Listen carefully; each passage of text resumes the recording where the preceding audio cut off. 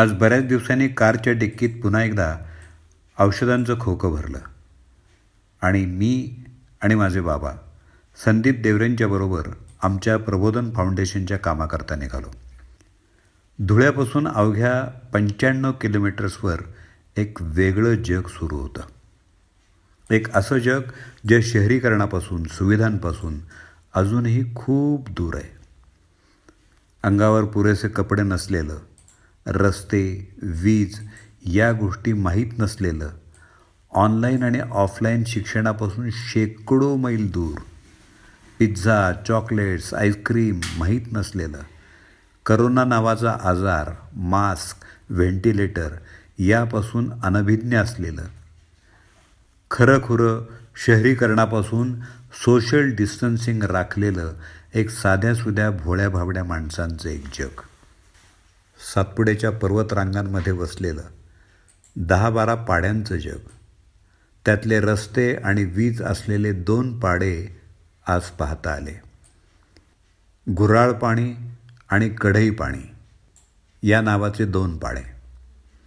इथं अवघ्या काही वर्षांपूर्वी रस्ते आणि वीज आली. अजूनही बऱ्याच ठिकाणी विजेचे खांब आहेत, पण विजेच्या तारा अजून टाकायच्या बाकी असल्याचं दिसतं. इथून महाराष्ट्राच्या अंगणातून समोर काही मीटर्सवर दिसणारी घरं आणि शेती मध्य प्रदेशात येतात. अशा बॉर्डरवरचे हे पाडे आहेत. इथं निसर्ग असा निवांत पहुडलेला पाहायला मिळतो. उंच उंच पर्वतरांगा, बांबूची, सागाची आणि पळसाची झाडं ठिकठिकाणी पाहायला मिळतात. रस्त्यानं खळखळणाऱ्या झऱ्यांचा आवाज कानावर सारखा पडत असतो. रस्त्याच्या काठानं धबधबे, ओढे, वाहणारे ओहोळ, झरे हा खरा निसर्ग अभ्यास आत्मसात करत आमचा प्रवास सुरू होता. आमचं अतिशय प्रेमानं स्वागत झालं. संदीप देवरेंना इथं सगळे ओळखतात. त्यातून ग्रास रूटवरचं त्यांचं प्रामाणिक काम आपोआप बोलत होतं. लहान मुलांचे डॉक्टर आलेत, मुलांना औषधं घ्यायला, तपासून घ्यायला सगळ्यांना बोलवा, अशी एक हाक देताच पाखरासारखी मुलं गोळा झाली. सुरुवातीला डॉक्टर म्हणून घाबरली, पण नंतर हसत खेळत आमच्यात मिसळली.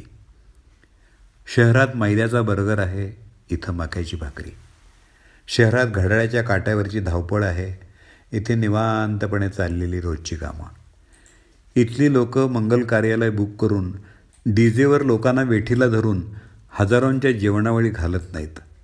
लग्न पारंपरिक पद्धतीनं लावतात. शहरात मुलीकडचे लोक त्या टोणग्या मुलाला हुंडा देतात. इथं मुलाकडचे लोक मुलीच्या पालकांना पैसे, धान्य देतात आणि तुमची मुलगी सुखरूप असण्याची ग्वाही देतात.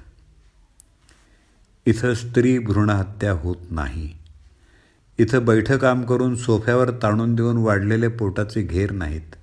त्यामुळं डायबिटीज, हृदयरोग, BP असले शहरी आजार अजिबात नाहीत. रस्ते आले आणि शहरीकरण दबक्या पावलांनी तिथंही शिरू लागले. इथली माणसं आता बदलू लागली आहेत. मोबाईल आहेत, पण ते चार्ज करायला वीजच नाही. वीज असेल तर नेटवर्कच नाही. नेटवर्कसाठी टेकडीवर चढून जावं लागतं. तिथं एखादी दांडी आली की मग तो हॉटस्पॉट ऑन करतो आणि खाली उभ्या असलेल्यांना तितका वेळ व्हॉट्सअपच्या जगात डोकावता येतं. दारू ढोसून करती माणसं तिथंसुद्धा दिवसाढवळ्या खाटीवर लोळलेली पाहायला मिळतात. मजुरीसाठी गाडीच्या टफावर 40-40 लोक जीव मुठीत धरून धोकादायक प्रवास करत शहरांमध्ये येतात. दिवसभर राबतात आणि पुन्हा तसाच प्रवास करत घरी परततात. इथल्या महिला घर सांभाळून सकाळी जंगलात जातात, लाकडं तोडतात. ती लाकडं बांधून त्याच्या मुळ्या तयार करतात. एक मुळी किमान 40 ते 50 किलोची असते.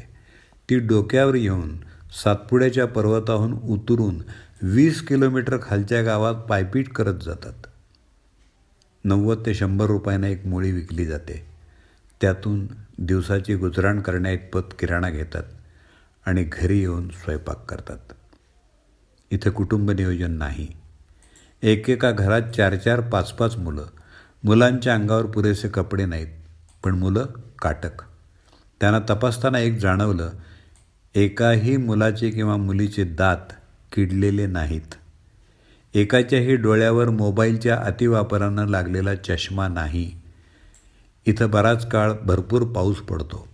मातीच्या, बांबूच्या, कुडाच्या घरात दमट वातावरण तयार होतं. ऊन न मिळालेल्या अशा ओलसर गोधड्यांवर झोपलेल्या चिमुकल्यांना त्वचेचे आजार मागं लागतात. इथली काही मुलं आता शिकू लागली आहेत. कर्मवीर व्यंकटराव अण्णांनी बोट धरून शिकवलेल्या पिढीतली एक आजीबाई शिक्षण किती महत्त्वाचं आहे ते सांगत होत्या. याच पाड्यावरून एक मुलगा डॉक्टर बनून आपल्या मातीत परत येण्यासाठी सज्ज झाला आहे. तरी अजून बऱ्याच घरांमध्ये मुलांना गुरं राखायला पाठवलं जातं. लहान वयात सालदारकी करणारी कित्येक मुलं रस्त्यानं दिसली.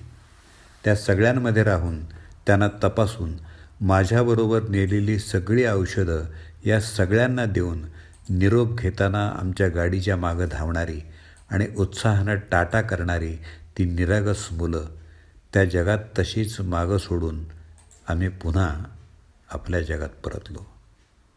तेव्हा मन बेचैन झालं होतं. यांचं निसर्गाशी असलेलं घट्ट नातं टिकवून त्यात रमलेल्या या माणसांना त्यांचा मूलभूत हक्क मिळाला पाहिजे.